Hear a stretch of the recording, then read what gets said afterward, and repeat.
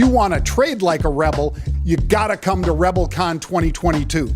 It's going to be in Dallas, Texas, at the fabulous Four Seasons Resort. It will be more fun and more live trading than we've ever done before. That's why it's called Rebelcon 2022. We're going to have barbecues and double the amount of live trading. The guest speakers, as soon as we announce those, this thing's going to be sold out, limited to 250 people. Sign up now for Rebelcon 2022 at the Four Seasons in Dallas, Texas. Welcome to the Rebellion.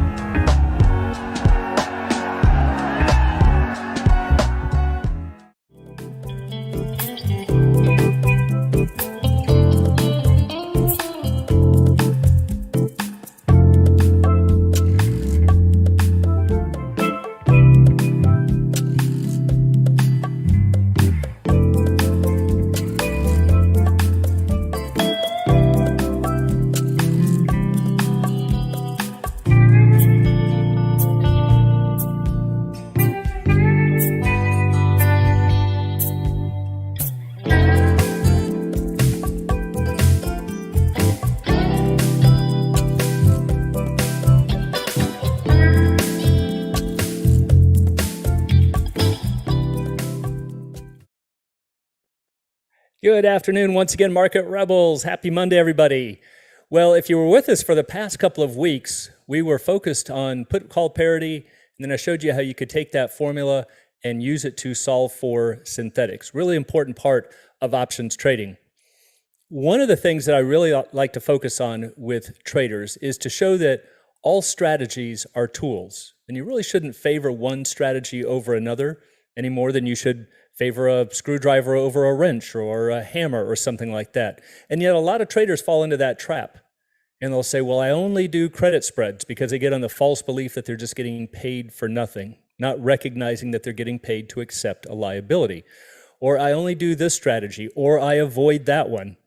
Kind of bad ideas. Sometimes, even though it might not be a tool that you use a lot, it might be the perfect one in certain circumstances. So you really need to know all of them.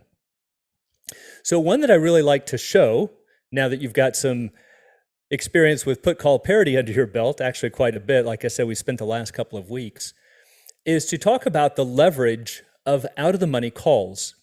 And the reason that I like this is that if you talk to most traders, especially ones who've been trading for a while, they'll all say, I'm not going to mess with those out-of-the-money calls anymore.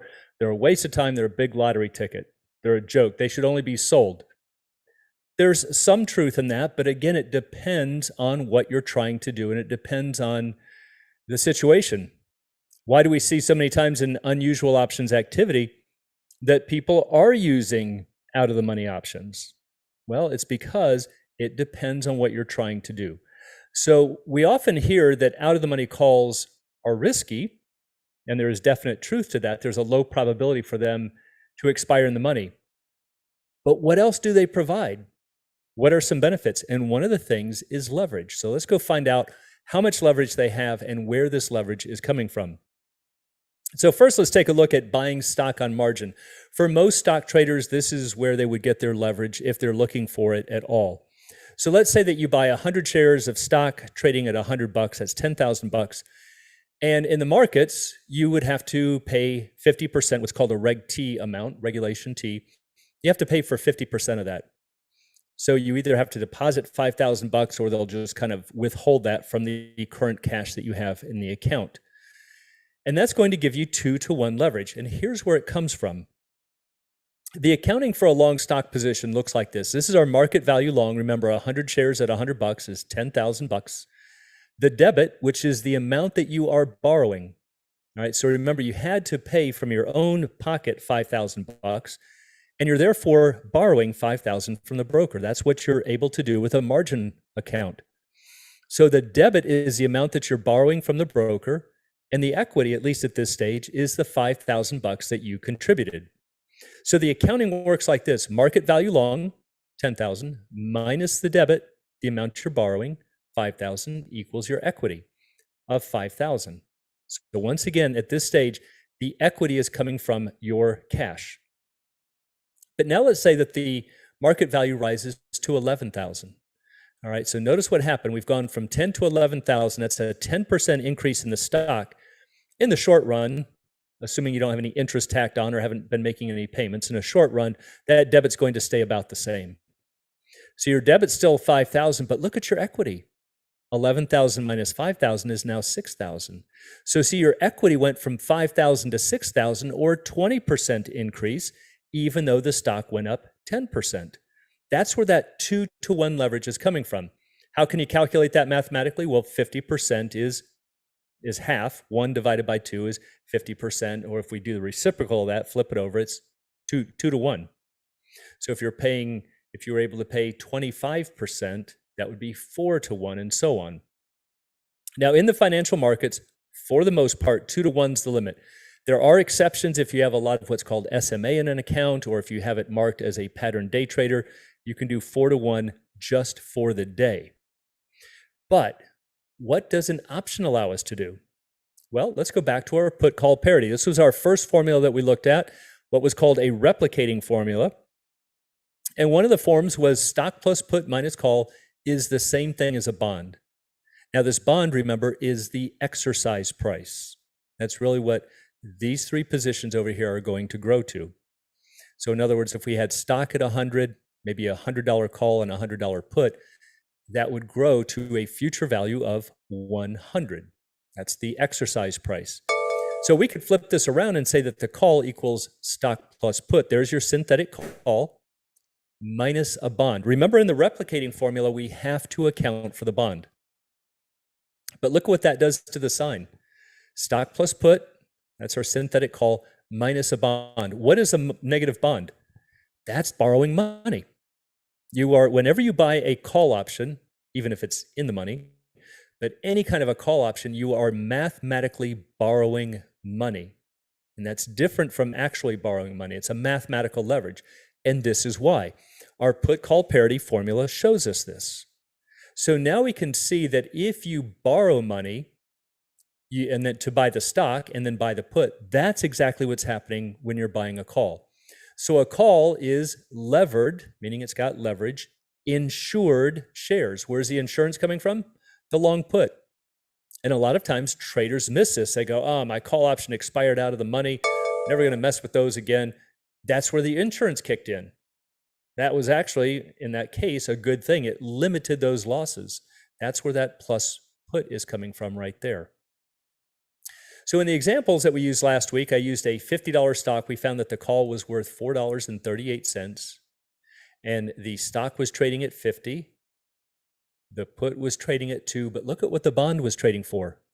If you remember, we looked at that. That was the present value of the bond. That was just the $50 strike divided by 1 plus 0.05, or 1 plus the interest rate, 47.62.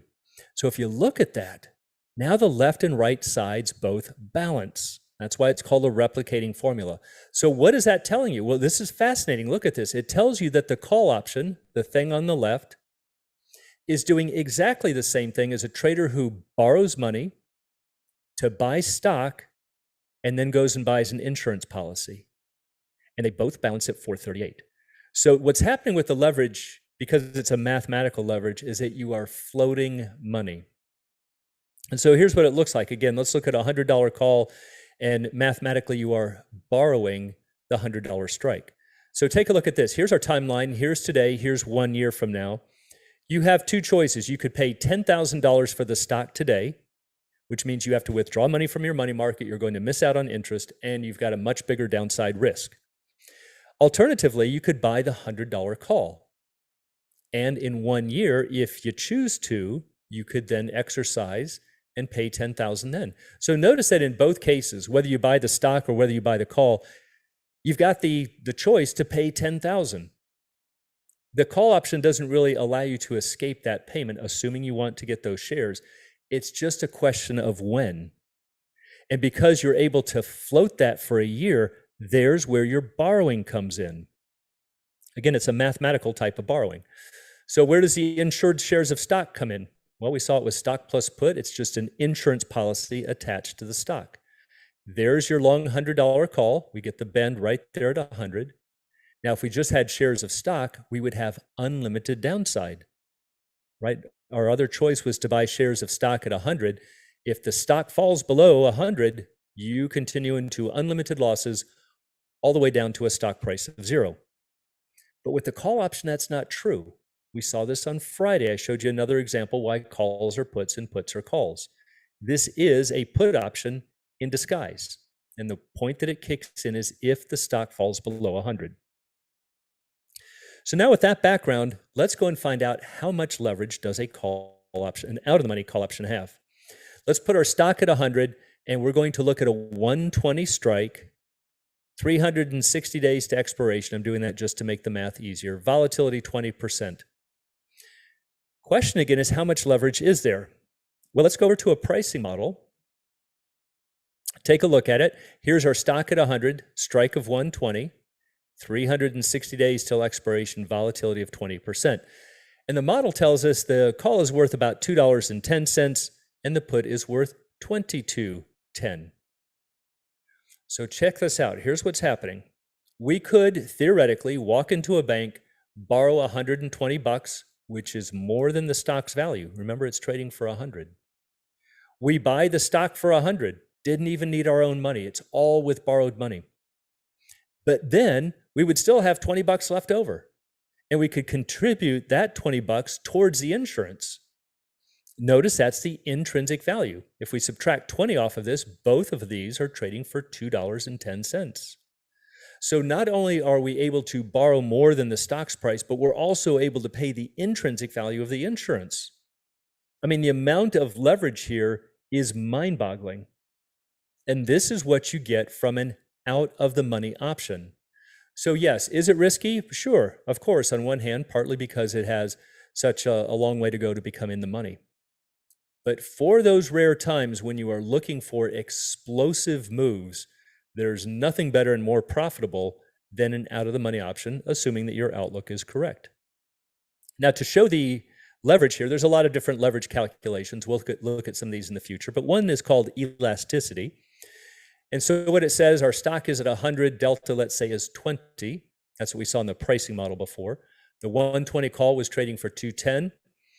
Effectively, you're trading 100 shares times 0.2 or 20 shares of stock. Yes, the option controls 100, but because there's a delta of 20, it's behaving like 20 shares of stock right now. So if we take the 20, that's the effective number of shares that we're paying or covering for a price of 210, it's 9.5 times. So in other words, if the stock rises to 101 or 1%, that call should rise to 230. That's just the call price plus delta. And we can see that 230 divided by 210 is a 9.5% increase. Exactly the number that we got right here. So what's happening is that we actually have almost 10 times leverage just from this. Now, we could also divide the outright stock price divided by that, and it's going to be even bigger.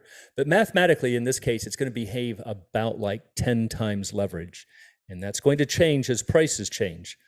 But the thing that I just really wanted to impress upon everybody, for all of our new traders, is don't get stuck into thinking this strategy is good, this one's bad, and this one we always avoid. Look at them as tools, and you will have much better choices and therefore much better decisions. So remember that when you change the way that you see options, you'll change the way that you see strategies, and that can only mean better decisions and better results. So for anyone who'd like to have a different perspective on options, here's a great offer for you. Get a free 30-minute one-on-one consultation with one of our world-class coaches. They'd love to sit and have a chat with you about anything you'd like to talk about, whether it's an actual trade, your style of trading, hedging, rolling, morphing, whatever's on your mind, and it will give you a whole new perspective of what it's like to hear from a professional trader of their perspective of options. And so if that interests you, the phone number is 888-809-8058. Again, it's totally free, 888-809-8058. So please give them a call, take advantage of that fabulous free offer. And we will continue on with some more trading tune-ups on Thursday and Friday of this week, and I hope to see you then.